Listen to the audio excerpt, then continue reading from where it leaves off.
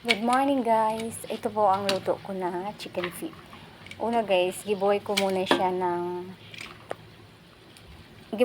yung chicken feet ko. Tapos nilagyan ko lang siya ng honey at saka tubig. At tinanggal ko siya, i-fried ko siya ng naging brown siya. Tapos binabad ko siya sa may tubig na may ice. After 1 hour, gibabad ko siya ng 1 hour. At nag-fry na naman ako ng garlic, ginger, at black beans. At nilagyan ko ng oyster sauce, nilagyan ko ng soya sauce, dark sauce, at saka wine.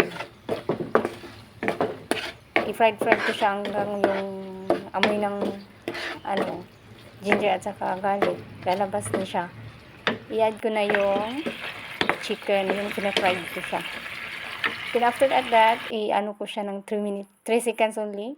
Tapos steam ko na naman ulit. Ayan na guys, napakasarap siya. Yan, steam ko siya. Ayan ang pinakalas. Yan lang po. Thank you for watching. God bless.